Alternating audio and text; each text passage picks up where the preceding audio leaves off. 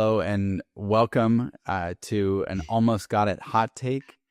Yesterday, in an interview with the CEO of Anthropic, Dario Amodei, he announced that within a year we might see 10 to 20% of new white-collar jobs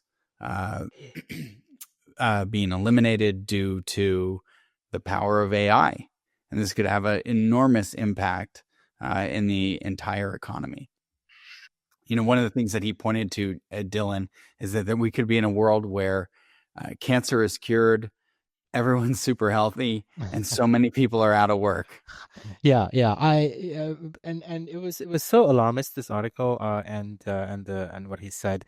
I have a lot of respect for Dario. He's an amazing researcher and a founder. At the same time, the article that was going around was called "A White Collar Bloodbath," and there were so many news agencies, news media outlets that picked this up, and they were going on about this, right? And yeah, we can talk about this. I mean, what's your take? Well, to me, there's a couple of things here, right? I mean, the whole news empire now is designed to catch your attention with these attention grabbing headlines. And to me, the important thing is that as a world really with 8 billion humans, we're going to see a massive transition in what types of jobs are available and how people are going to work. And it's something that does need attention. Yeah, it does need attention. At the same time, my initial reaction at least, was that this is quite dangerous to to talk about it in these terms, specifically kind of like a lot of doomerism, a lot of negativity. And the problem is not that Dario is wrong. It's just that we don't know whether he's right or wrong, right? Yeah. And humans are terrible at predicting the future. And there's an equally likely or future where everyone's just like living, I don't know, godlike lives and got all kinds of luxuries and so on, and really productive and creative, right? I'm not saying that it's more likely. I'm saying that um, that sounding alarm bells before we're there only tends to empower naysayers and people who are waiting to jump on this thing and overregulate. And then these types of regulations also tends to benefit incumbents like Dario himself and then OpenAI and the other AI companies that already have established themselves. Right. And the thing that I thought was interesting is that he called for the application of a tax Yes. on the use of the tokens, and tokens are used for compute power with AIs.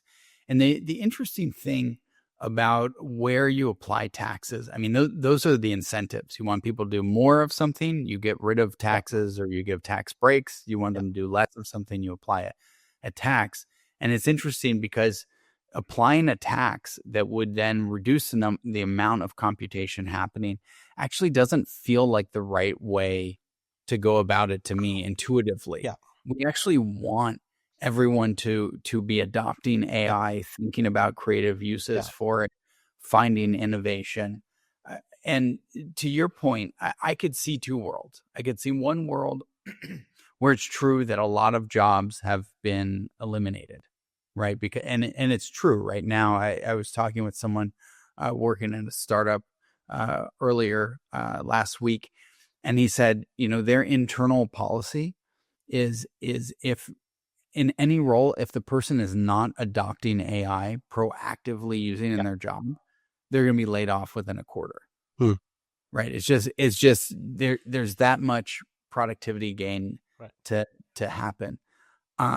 But I could also see another world where the types of jobs evolve really quickly. Yeah. Right. And and you might have a take on this as a CEO, right? Like you could look at this and say, okay, AI is coming along. We can do more, and we could either do it with less and I could cut back on my team, or I could keep hiring in place and radically increase the speed that we go by enhancing the entire team with AI. How do you think about that? Yeah, absolutely. I mean, I think right now it's an opportunity for every company, every human to do more, right? And Daria is talking about how this could be disastrous, but also like we're heading the entire world is headed to an economic disaster because the demographic inversion, namely we're having fewer kids, and we have no idea how to fix that problem, right? And the one hope of reversing that trend is by increasing the productivity of each single individual using something like AI, right? So it might be a fix to a disaster that is inevitable in so many ways, right? And yeah, so this is why I struggle with this type of outlook this early on. And the other problem, exactly like you pointed out, the purpose of like good taxation should be designed around incentivizing people to do more of what we want, what's good for society, and less of what's bad for society, right? But the type of taxation that he's talking about is a very different type of like tax and spend, tax and redistribute wealth kind of taxation, which might be appropriate at a certain point, but we're definitely not there yet. In fact, there are plenty of studies, the hard data on AI has barely increased any productivity at all, right? Like, and like there's definitely like there are very serious VCs arguing that it's massively overinvested in. I don't believe that, but at the same time, there's zero data almost to make the case that that AI is stealing jobs yet, and so I don't think the government should be focusing on figuring out how to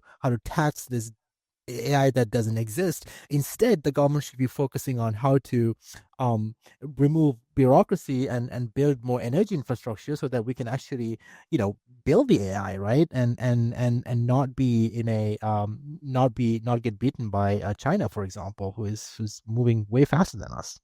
Yeah. Well, two quick things on this. I mean, one, uh, China is really the ones that have the the inversion problem, right? Where the age inversion problem, you should have a pyramid We with do too, some except working. we have immigration to address that. Well, we have immigration, but also with millennials and things like that. We We actually did have have a a large big generation, yeah. boost there, which is different from most other countries. So, to me, my hypothesis is that AI plus robots is China's path Sure. out of this, right? Because then, as Elon pointed to, Yeah. you basically go to unlimited ability to grow your GDP, right? Or limited only by your ability to create robots. Yeah. But the other thing I would point out is, as humans, we are very slow often to react to changes, and you need some big negative event to mobilize a Yeah. population, right? If you look at the Spanish American War, it took fabricating a ship being sunk Yeah. for that to happen.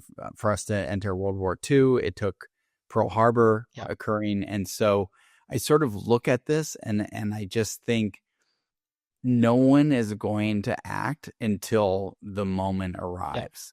I, And to me, a more thoughtful approach would be, okay, hey, no one's going to react until this happens. How do we set yeah. things up culturally? How do we set things up with infrastructure? How do we think about policy to prepare and help shepherd a population into this future? And yet, we don't even know what that future is. Yeah, yeah, yeah. In general, to me, again, the biggest danger here is that government is our founders designed government to move slow, for a reason. It's like this massive bureaucratic juggernaut. It's necessary to solve certain problems for sure, but government should not be government should very rarely be in the business of trying to predict the future and apply solutions before the future arrives, because that's extremely dangerous and those solutions tend to be very inefficient. And so yeah, we should be thinking about these things, and right now we're at the stage of like, let's help AI actually, you know live up to its full potential, and then figure out if there are negative implications, how to fix those issues. um yeah. So as we wrap up here, what would be your takeaway for our listeners, or what would you tell your friends over the dinner table this evening about Dario's warning here? I think Dario is way off base, and general leaders, tech company leaders should be more responsible about like uh, about about promoting doomerism in general.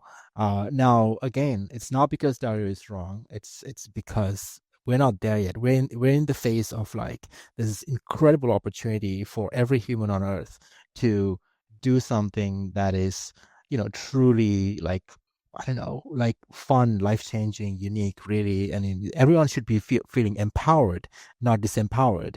In this particular moment. Now, if there are problems in the future, like job loss, we'll have to deal with it. But that's not the phase we're in. We're in the phase of like building and creating and getting excited about this thing. All right, you heard it here first.